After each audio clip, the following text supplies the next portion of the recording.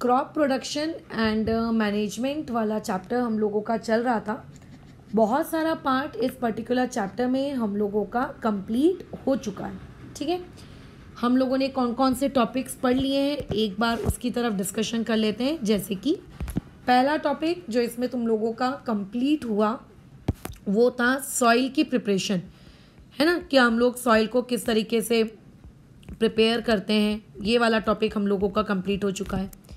दूसरा हम लोगों ने ये पढ़ा कि सॉइल के प्रिपरेशन होने के बाद आप उस पर्टिकुलर सॉइल में किस तरीके से सीड्स को डालते हो। सोइंग मतलब अलग अलग तरीके सीड्स को डालने के।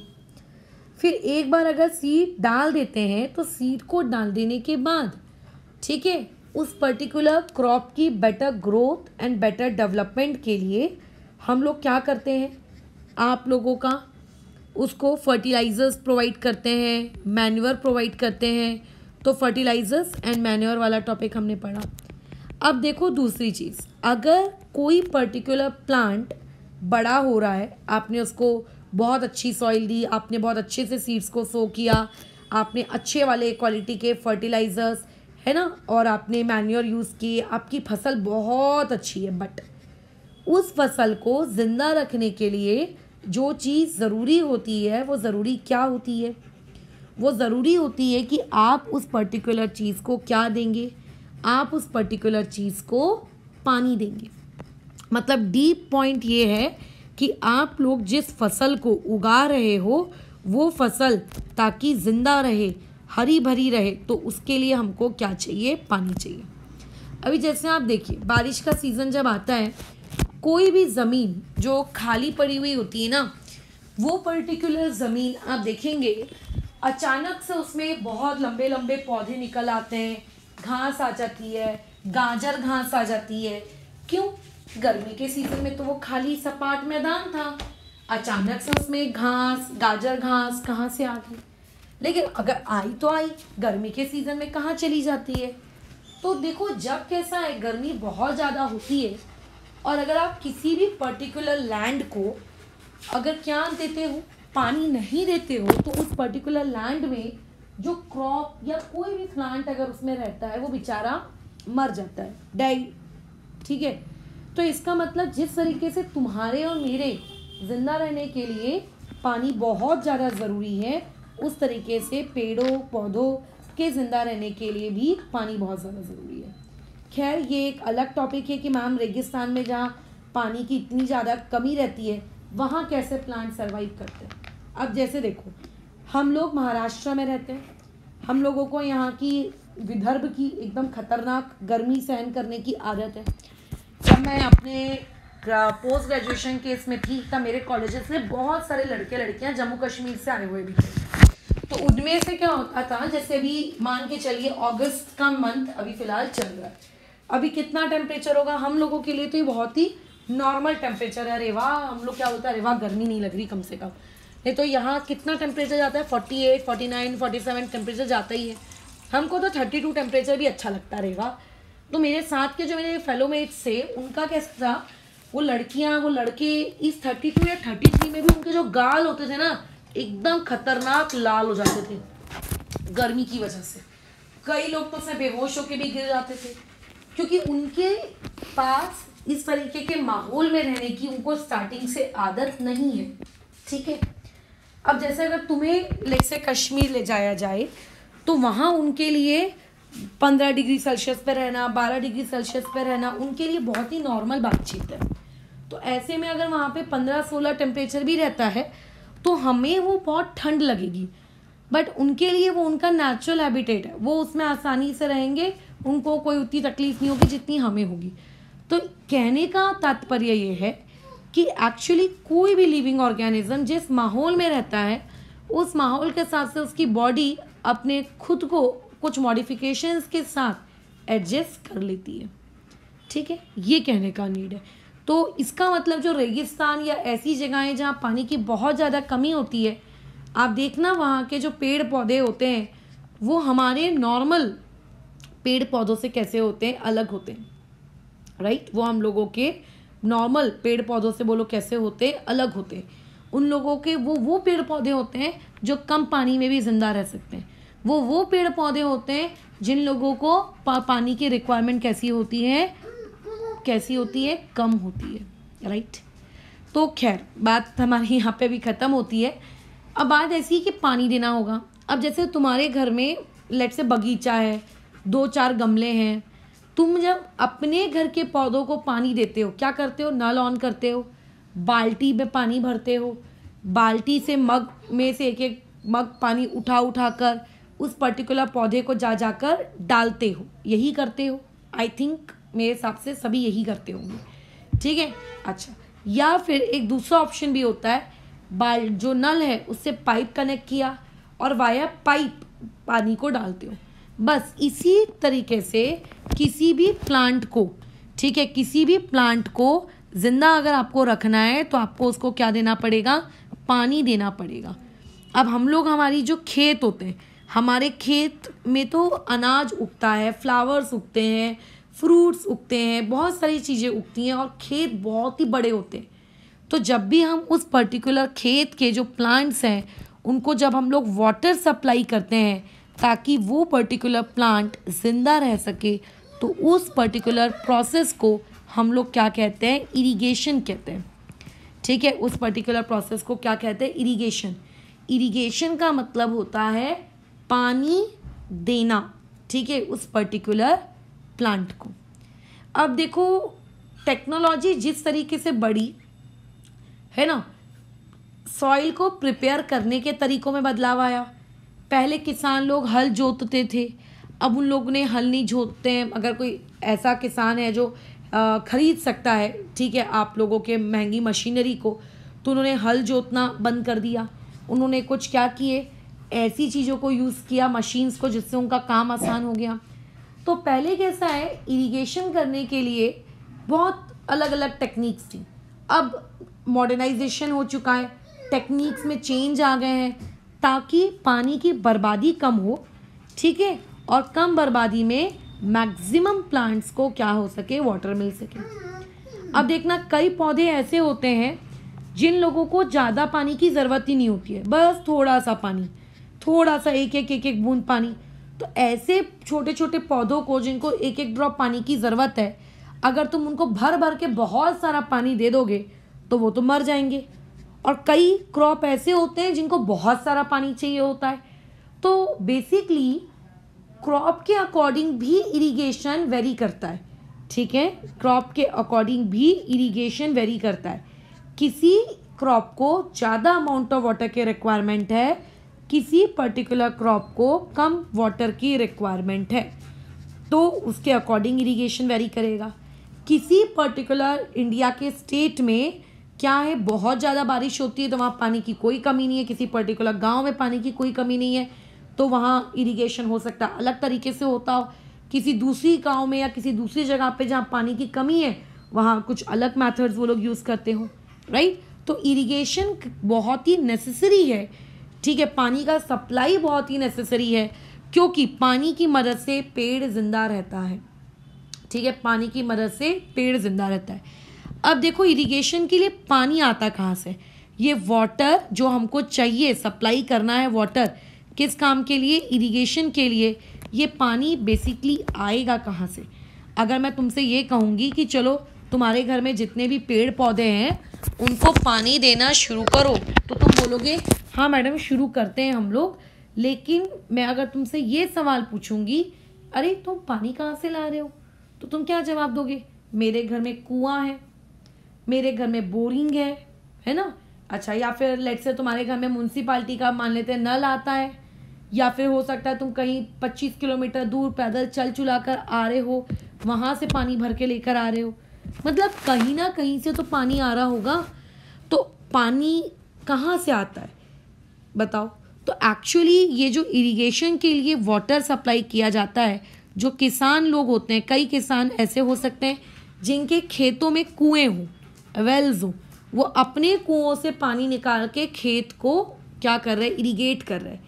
या फिर हो सकता है उनके खेतों में बोरिंग्स हो, जिसको हम लोग ट्यूबवेल्स भी कहते हैं।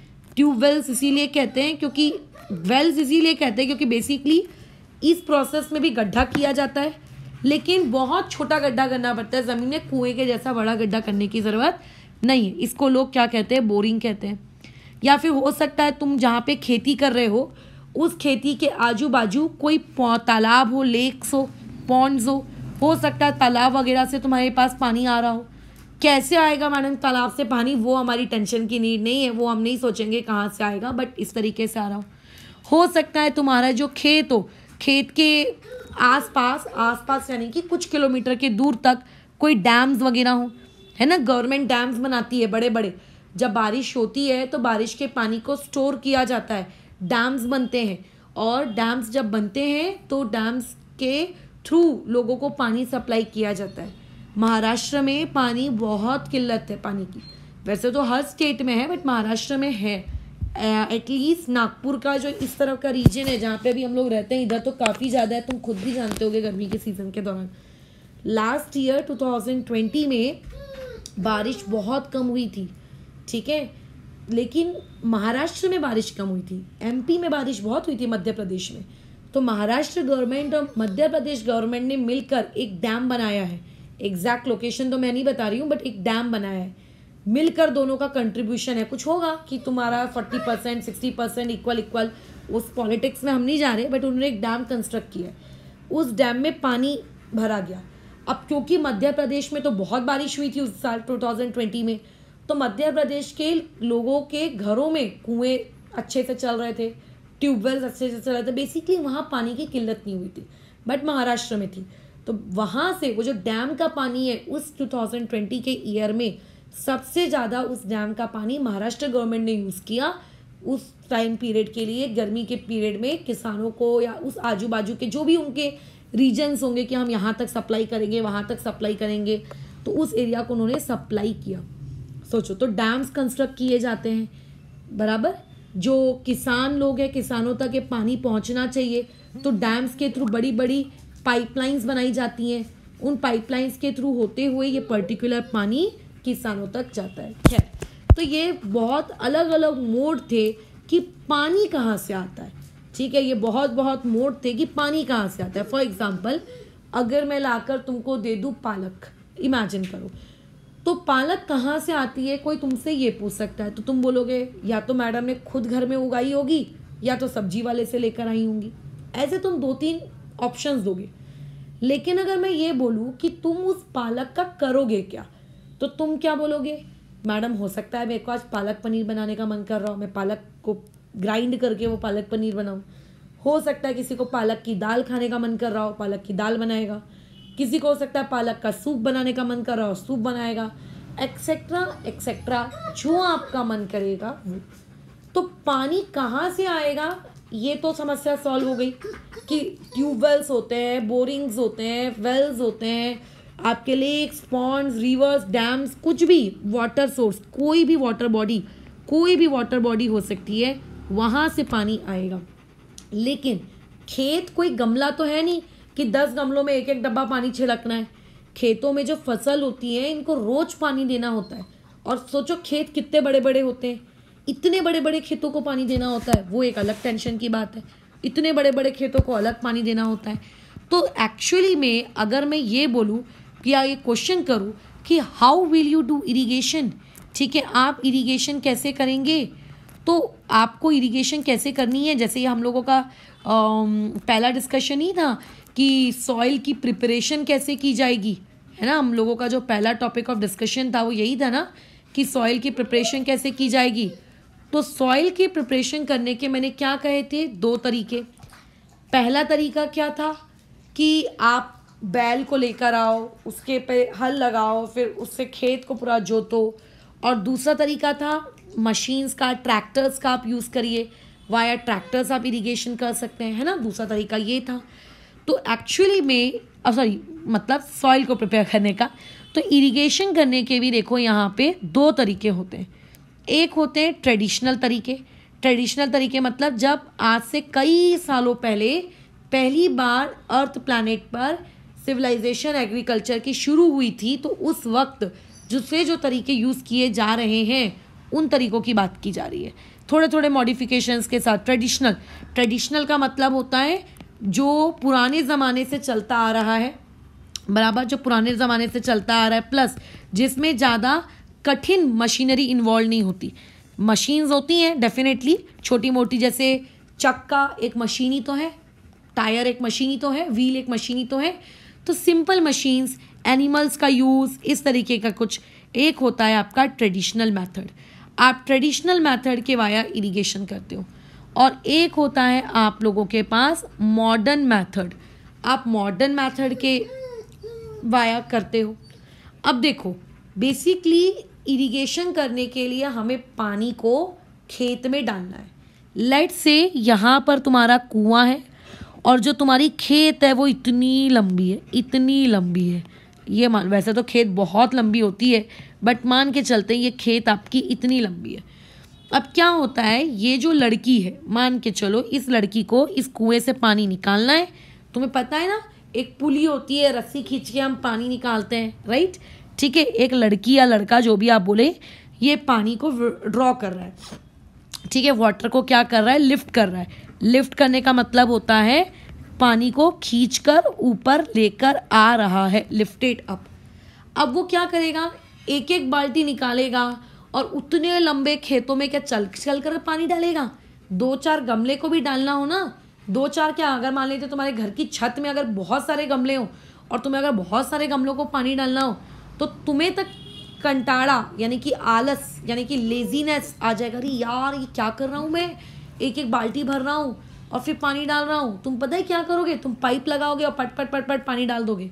तो सोचो, एक इंसान जिसको कुएं से पानी खींचना है, फिर उस खींचे हुए पानी को खेतों में डालना है, वो भी खेत जो कितने बड़े होते हैं, is a very tough job. तो ऐसे में इस वाटर को लिफ्ट अप करने के बाद जब पानी को डिस्ट्रीब्यूट करने की बारी आती है तो ह्यूमन ये काम नहीं करते। डिस्ट्रीब्यूट करने के लिए वो लोग किसका यूज़ करते हैं, वैसे ह्यूमंस भी कर सकते हैं बट टाइम ज़्यादा लगेगा। तो चलो खैर, मान लेते हैं कि आपने किसी 10-15 लेबर्स को रख लिया कि अच्छा एक काम करो, तुम वहाँ पानी डालो, तुम वहाँ डालो, कुछ किया होगा तुमने जुगाड़, या फिर तुम गाय, या गाय तो नहीं, बैलों को यूज़ करते हो, कैटल्स को यूज़ करते हो, कैटल्स की मदद से ये पानी को डिस्ट्रीब्यूट करते हो, ठीक है। लेकिन ये जो तरीका होता है बहुत ही पुअर है, क्योंकि इसमें जो टाइम आपको लगता है वो लगता है बहुत ज़्यादा।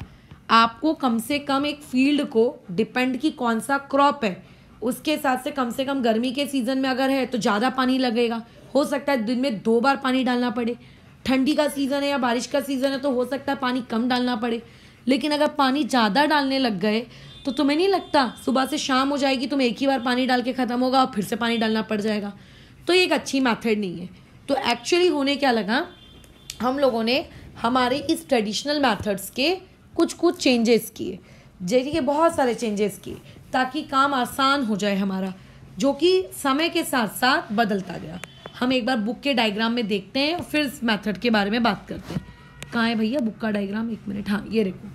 जैसे कि ये रहा आपका पहला ट्रेडिशनल मेथड, जिसके फिगर में क्या लिखा हुआ है, MOAT, मोट। ये मोट आपने देखा है, इसका मतलब क्या है मैं बताती हूँ। होता कैसा है कि एक्चुअली जैसे ये कुआं रहता है, कुएं के पास ये आजू बाजू खेत है, ये पूरे के पूरे खेत है।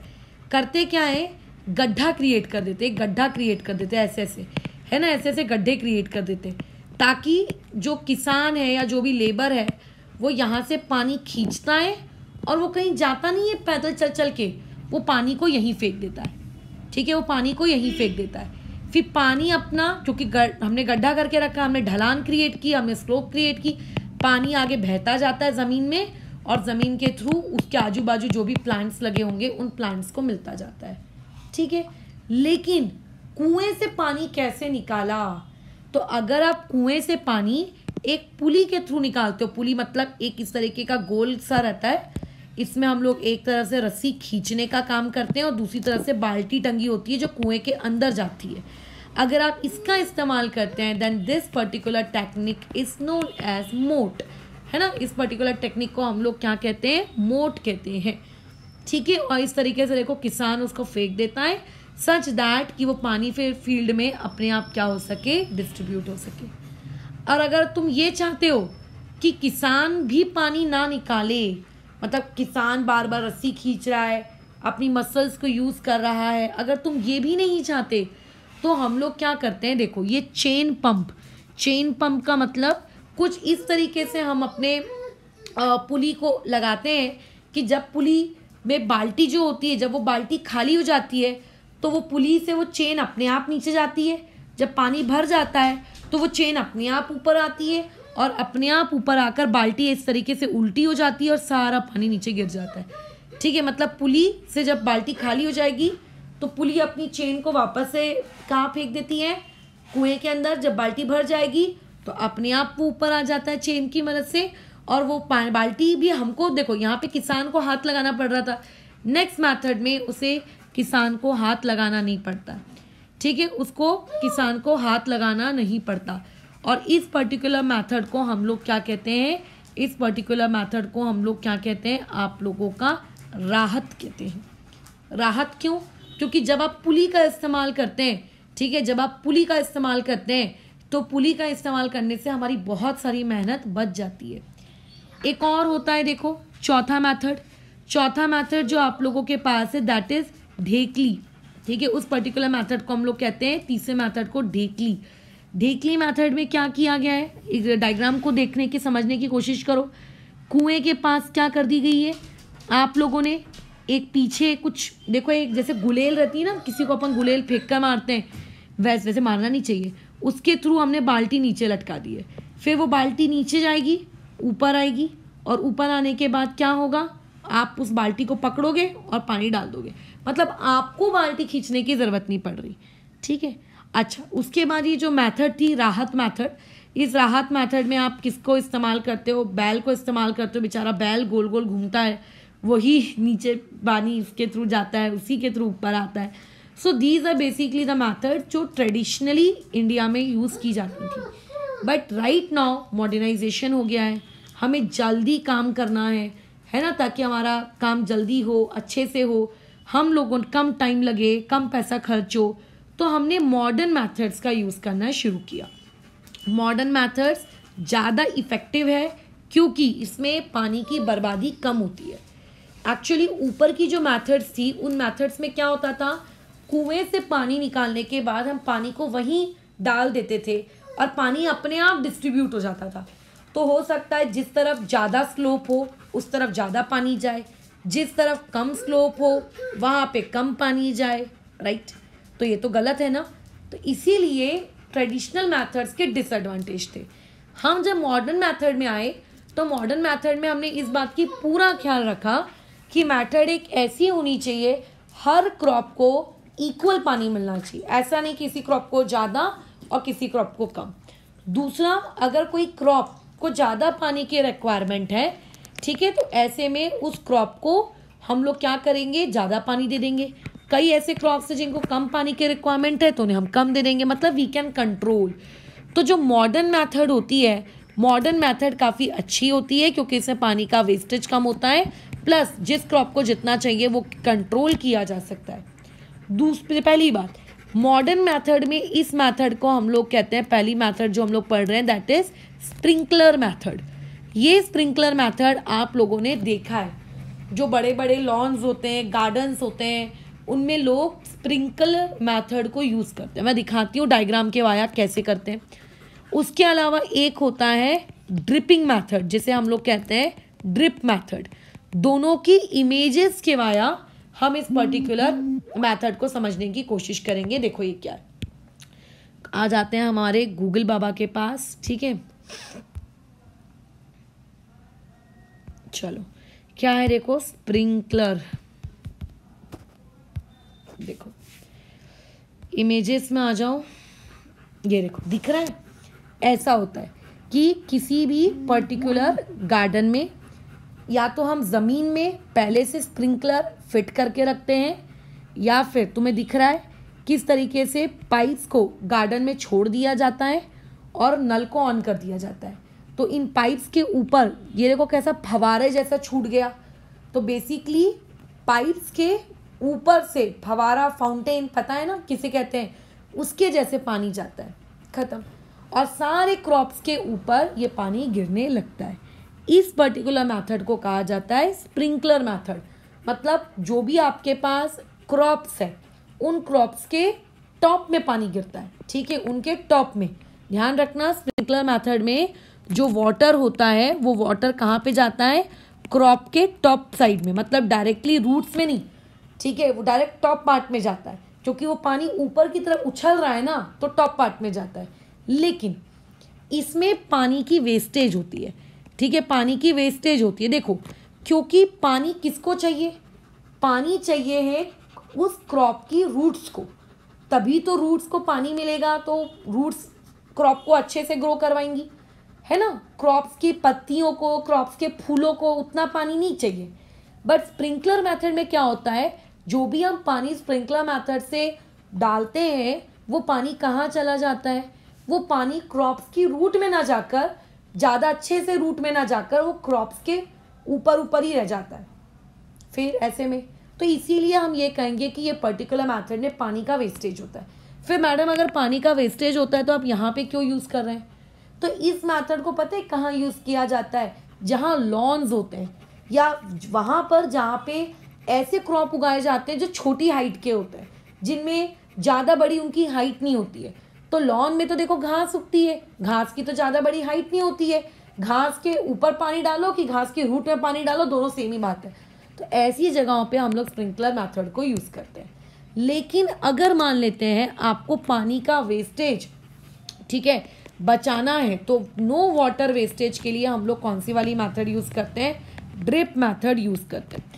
ड्रिप मेथड, ठीक है, ड्रिप मेथड से पानी वेस्ट नहीं होता है। क्यों, क्योंकि ड्रिप मेथड से जो पानी गिरता है वो वाटर सीधा का सीधा हम लोग किसको देते हैं, प्लांट्स की रूट्स को देते हैं, क्योंकि प्लांट्स की रूट्स को ही पानी चाहिए होता है ग्रोथ एंड डेवलपमेंट के लिए।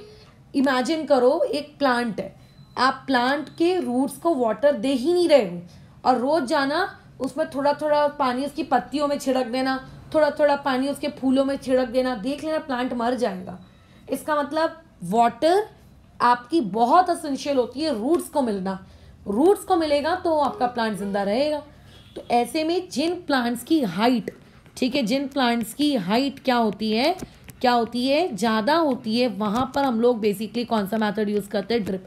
क्योंकि ड्रिप मेथड में अगर मान लो हमने स्प्रिंकल, ऐसे प्लांट्स में अगर हमने स्प्रिंकल मेथड यूज़ किया तो सारा का सारा पानी तो उसके लीव्स में, फ्रूट्स में, ब्रांचेस में, स्टेम्स में चला जाएगा, रूट्स तक कम पानी पहुंचेगा। तो रूट्स तक क्योंकि ज़्यादा पानी पहुंचे, इसीलिए हम लोग क्या करते हैं, रूट्स को पानी देना ज़रूरी होता है, तो इसीलिए हम लोग क्या करते हैं, ड्रिप मेथड। अब देखो ड्रिप मेथड कैसी दिखती है। अगर मैं ड्रिप मेथड की बात करूँ तो जैसे ये स्प्रिंकलर हो गया, चलो अब आ जाओ ड्रिप मेथड की तरफ, एक मिनट, ठीक है। ये देखो ड्रिप मेथड में क्या होता है, आप लोग क्या करते हो, जैसे रुको इसका एक अच्छा डायग्राम दिखाती हूँ मैं तुमको। अब देखो इंडिया के अलग अलग कोनों में ड्रिप मेथड को करने के अलग अलग तरीके, जैसे कि ये देखो गमलों में पौधे लगे हैं, तो गमलों के ऊपर उस इंसान ने क्या कर दिया है, पाइप बांध दिया है, और उस पाइप में पता है क्या किया होगा, जगह जगह छेद कर दिए होंगे। तो जब नल ऑन करते हो तो उन छेदों से पानी लीक होता है और डायरेक्टली गमलों के रूट्स तक वो पानी पहुंच जाता है। तो ये गमलों के लिए उसने इंतज़ाम किए। इस इमेज को देखो, इस इमेज में पाइप है, देखो कितना बारीक सा पाइप है, कितना पतला सा पाइप है। रुको थोड़ा इमेज बड़ा कर लेते हैं हम लोग। ये देखो थोड़ी इमेज हमने बड़ी कर ली, देखो कितना पतला सा पाइप है, उसमें छोटे छोटे छेद होते हैं। जब आप नल ऑन करते हो उस पाइप में पानी आता है, तो जहाँ भी छेद होते हैं वहाँ पर वो पानी गिरने लगता है और डायरेक्टली रूट्स तक पहुँच जाता है। लेकिन ये छेद करता कौन है, ये छेद खुद किसान लोग करते हैं, ये देखकर कि उनका क्रॉप कहाँ पर है। जहाँ पे क्रॉप होता है उस क्रॉप के अकॉर्डिंग वो लोग क्या कर देते हैं, छेद कर देते हैं। तो इस सिस्टम से क्या होता है, डायरेक्टली क्या होता है, पानी उसकी रूट्स तक जाता है। अच्छा अब ये देखो हम लोग हमारे घरों में कितनी बॉटल्स लाते हैं, कभी कोल्ड ड्रिंक के फॉर्म में, अरे तो यूट्यूब खुल गया, कभी कोल्ड ड्रिंक के फॉर्म में, कभी उसको क्या कहते हैं बिस्लेरी वगैरह के फॉर्म में, या फिर जो हॉस्पिटल्स में पेशेंट्स लोगों को सलाइन चलाई जाती है दैट इज़ ग्लूकोज, उसके फॉर्म में, है ना। तो देखो इसमें क्या कितनी अच्छी न्यूज़ लिखी है कि मध्य प्रदेश का एक फार्मर है, उसने एक ड्रिप इरिगेशन मेथड को यूज़ किया है with the help of glucose water. उन्होंने वो महंगे महंगे मार्केट से पाइप नहीं खरीदी, उन्होंने देखो क्या किया, उन्होंने जो उनका क्रॉप था उस पर्टिकुलर क्रॉप के पास क्या किए, एक बड़े बड़े डंडे लगा दिए। डंडों में उन्होंने वो आपकी बिस्लेरी बॉटल को लगाया और बिस्लेरी बॉटल के नीचे वो एक सलाइन वाला पाइप लगा दिया और धीरे धीरे उसमें पानी जाता है। ये ऊपर वाली बॉटल से पानी जाता है नीचे वाली बॉटल में, और नीचे वाली बॉटल से पानी कहाँ जाता है, रूट्स में। ये देखो इस तरीके से, समझ रहे हो। तो यानी कि कहते हैं ना उसको वेस्ट प्रोडक्ट से बेस्ट कुछ निकालना, this is the drip irrigation method. इसको हम लोग क्या कहते हैं, ड्रिप इरिगेशन मेथड कहते हैं, ठीक है। अच्छा, जैसे आजकल तो देखना कई लोग अपने घरों में जो यूज्ड बॉटल्स होती हैं उन यूज्ड बॉटल्स को इस तरीके से बीच में से काट देते हैं और काटने के बाद वो लोग इस तरीके से यूज़ करते हैं। इसमें क्या होता है, आप लोग जगह जगह छेद करके रखते हो तो प्लांट्स वगैरह को पानी बहुत अच्छे से मिल जाता है। खैर, ये होता है आपका इरिगेशन मेथड। तो बुक में अगर हम एक बार देखें, अरे यार कहाँ चला गया, एक मिनट रुको।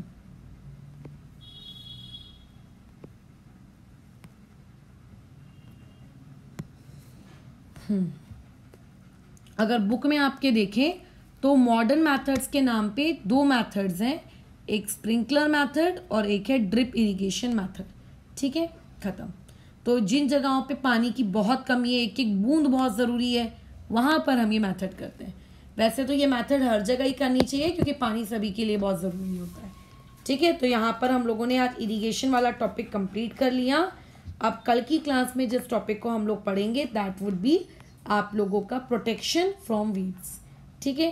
कि जो भी अगर आपने फल या फ्रूट या जो भी आपने उगाया है उसके साथ जो अनवांटेड प्लांट्स उग जाते हैं उनको किस तरीके से हटाएं। फिर एक टॉपिक है हार्वेस्टिंग, स्टोरेज, ठीक है। 2 दिन की क्लास है, फिर ये हमारा चैप्टर ओवर हो जाता है। फिलहाल इस चीज़ को यहाँ